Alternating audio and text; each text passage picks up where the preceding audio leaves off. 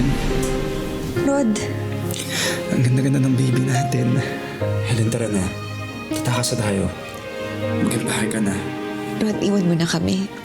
Umalis ka na. Hindi ko maintindihan si Helen. Sign ba ng postpartum depression yun? Alam mo, pagkakataon na sana namin yun. The way I see it, hindi malabong threatened na sinon si Helen. Either ikaw o yung bata. Pasensya ka na ha. Hindi tayo makakasama sa kanya. Kailangan ko din siyang protektahan. Hindi tayo makaabot. Asan si Helen? Nakaalis na sila. Kanina ko pa kayo tinatawagan. Han, salamat. And you came into your senses. Yun lang ang tanging paraan para makapamuhay tayo ng tahimik. Mag-focus na tayo sa pagtaguyod ng ating pamilya. Drop the act. Alam kong pinapaikot mo lang si Kuya sa delusyon niya. Alam ko rin na hindi niya bibi yun. Kaya tigilan mo na to bago pa lumala si Kuya. Hindi ba dapat yung pinsan mo yung pagsabihan mo? Kaya ako ganito dahil sa kanya. Nanay ako, may kailangan akong protektahan. Siya yung pagsabihan mo, siya yung masama. Wow! Look at this! Ron, Yan, ganda. hindi pa yan pwede sa bata. Hindi pa pwede ang accessory sa bata. Bakit? Baka mapigtas yan. Tapos, makain niya, ma-choke ang bata. Oh yeah, you're right. Asan na yung pinsan kong umampun sa akin? Yung sinon na busilak ang puso. Hello? How are you, Matt? Victoria? Kuya, teka. Huwag tayo masyado mabagal kasi baka mahalata tayo. Kumpirmado. Nandiyan si Helen tsaka yung bata. Ang daming guard tapos nakabukas yung ilaw niya sa kwarto. Rod, kung nasan ka man ngayon, siguraduhin mo, ligtas ang sarili mo. Kaya ko na to. Hindi ako pwedeng mabuhay ng ganito. Puno ng takot. Itatama ko ang lahat.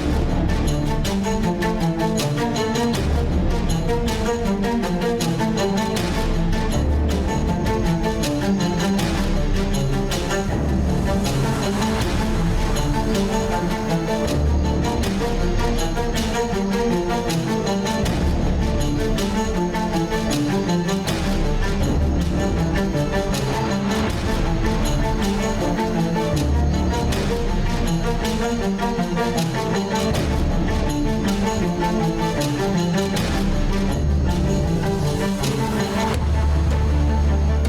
ako pwedeng mabuhay ng ganito. Mahirap talaga maging mabuting asawa. Kailangan kayanin mo ang lahat. Kahit anong sakit. Puno ng takot. At palagi na lang pinapaikot ng ibang tao. Hindi mo naman kailangan maging successful sa career mo. Ang tanging trabaho mo lang ay i-please ang pamangkin ko. Be a dutiful wife and a mother.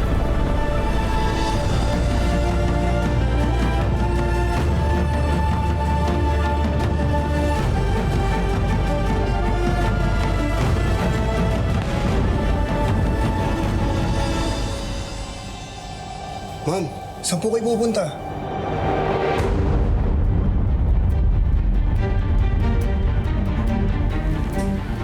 Bibili sana ako ng pagkain sa labas eh. Pasensya na po, ma'am. Ang tanging trabaho po namin ay bantayan kayo. Bumalik na po kayo sa kwarto niyo.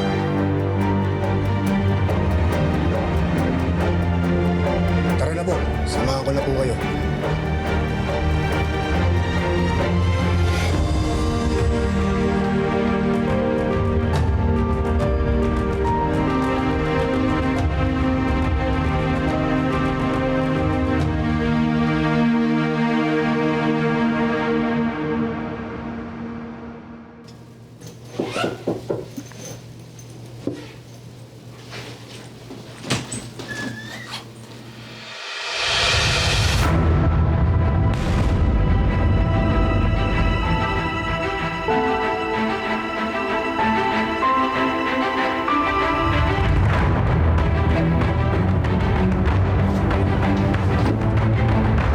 Ginagawa mo dito? Kapal din ang mukha mo magpakita sa amin, ha? Ano balak mo? Nautusan ka bang takutin kami? Sabi mo sa amo mo, hindi na yan tatalab. Kailangan ko ng tulong niyo. At bakit ka namin tutulungan?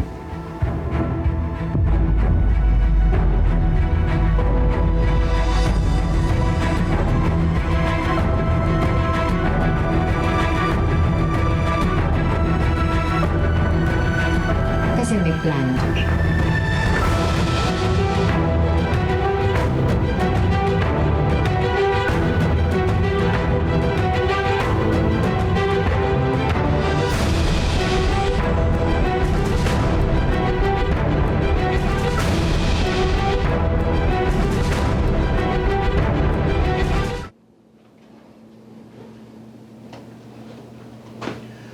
Ako na mismo ang kumausap sa kanya at humingi ng tulong. Mahal ko ang Kuya Sinon ko, pero hindi na ako sang-ayon sa mga ginagawa niya. He's becoming a danger to himself and to a lot more people. Sir, si Helen po. Bakit siya nandito ng isang araw? Si Helen ay asawa ng boss. Normal lang ang pagpupunta niya dito. At kung ano man ang pinag-usapan nilang dalawa, labas na tayo doon. Asan tayo? Bakit niyo ako dinala dito? Remember when I told you before, magsisisi ka kapag may ginawa kang kalokohan involving my wife?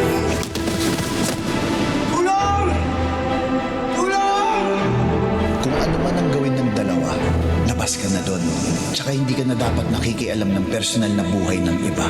Kung nag-aalala ka talaga kay Helen, matuto kang tumistansya.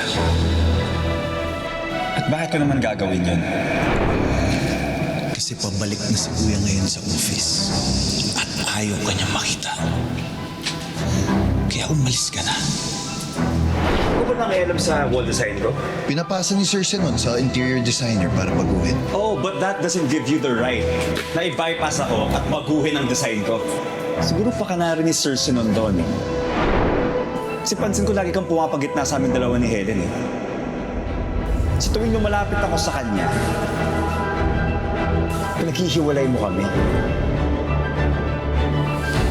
So may intensyon siya nga na laging lumapit kay Helen.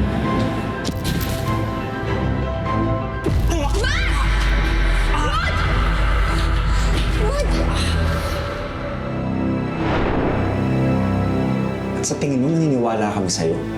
Tama. Hindi niyo naman kailangan maniwala sa akin. Pero ako na lang ang natitira ng chance para maligtas mo si Helen at yung baby ko.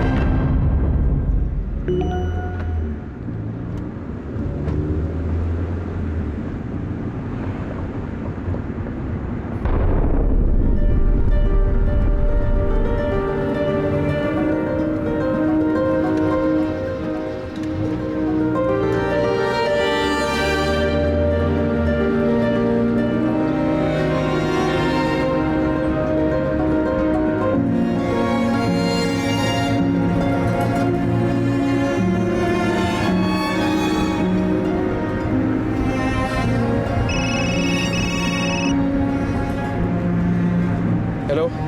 Anong nangyayari? Why are we losing millions by the minute? Alam ba ni Mati to? Aalamin ko, Auntie. Ha? I will call you back. God.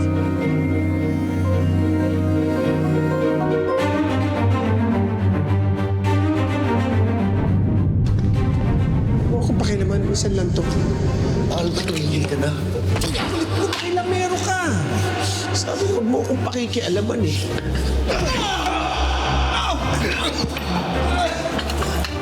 Are you out of your mind? No, but you are! Yan yung kailangan kong gawin para magising ka. Gagawin ko. Gagawin ko ang lahat para bumalik ang katinuan mo.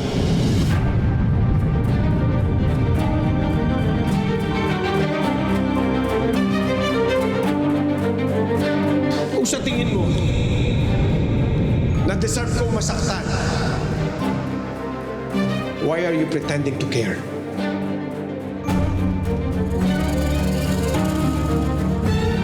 I'm not pretending. Totoong nag-aalala ako para sa'yo. Pero hindi mo kailangan dasalain yung buhay mo. Dahil sa isang babaeng hindi ka na mahal at ayaw ko nang balikan. Nang dahil sa kagagawan mo. All I did was love Helen. I gave her everything. Huwag lang sana umabot sa point na magsisisi ka sa mga ginawa mo sa kanya.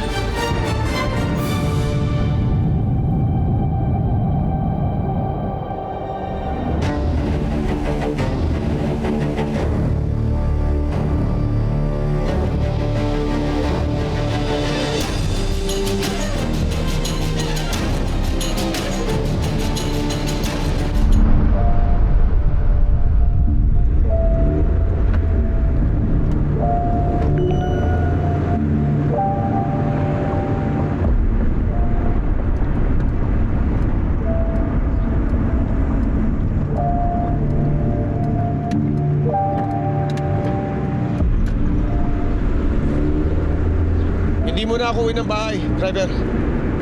Diretso mo sa Traverse Hotel. Bilisan mo.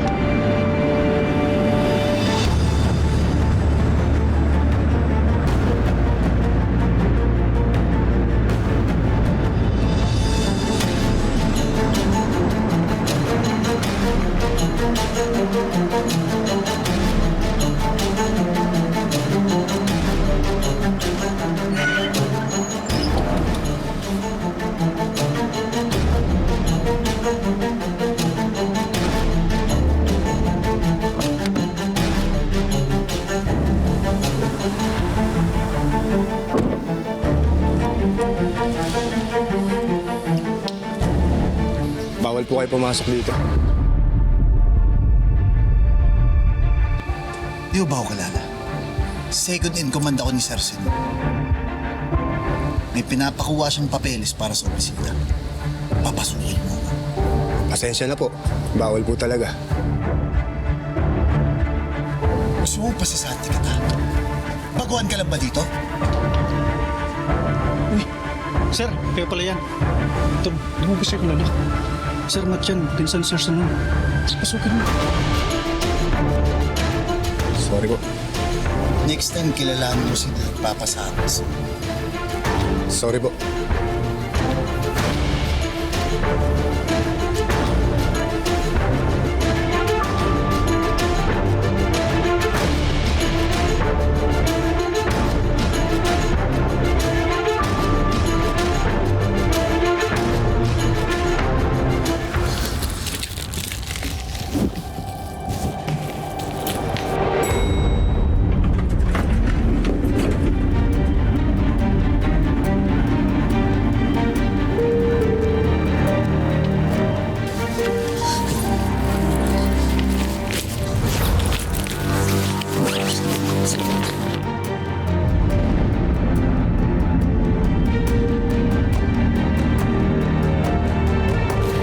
Bilisan mo. Kailangan na natin tumakas.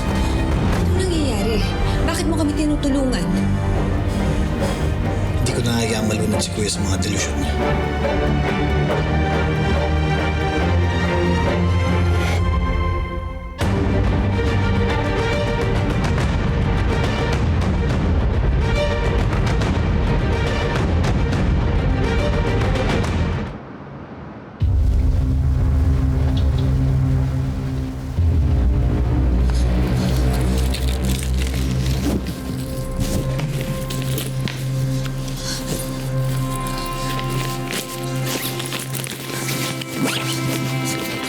Bilisan mo. Kailangan na natin tumakas.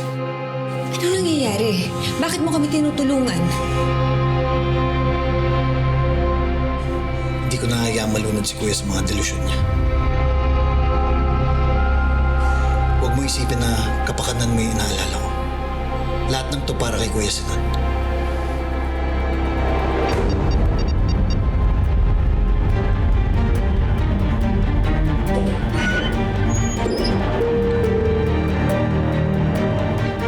Huwag na huwag niyong papasukin si Matt kung darating siya dyan sa bahay. Bilisan mo.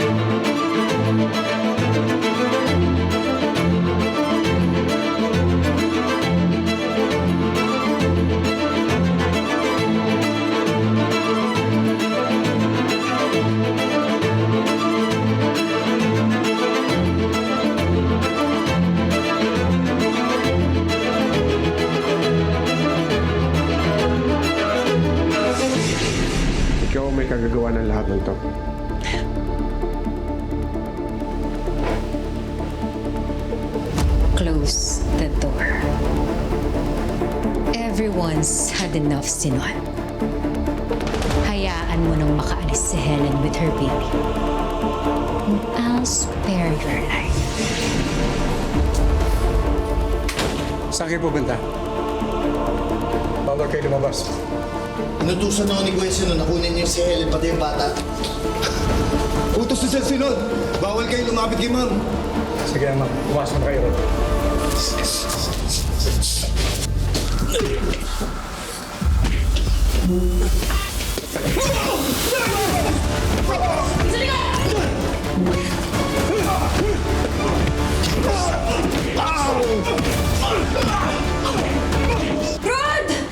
May katapusan din ang kapangyarihan at pera mo. Anong tinatawa to? Kung lalaki? Sige. Tutok mo. Don't have the guts. Hindi ka mamamatay tao, Victoria. Kaya ko. Wala naman nang mawawala sa akin. Kundi ang kalayaan ko. Kaya kong i-give up lahat para kay Rod. Rod, sino tinatawagan mo? Si Victoria, kailangan niyo malaman na nakatakas na tayo.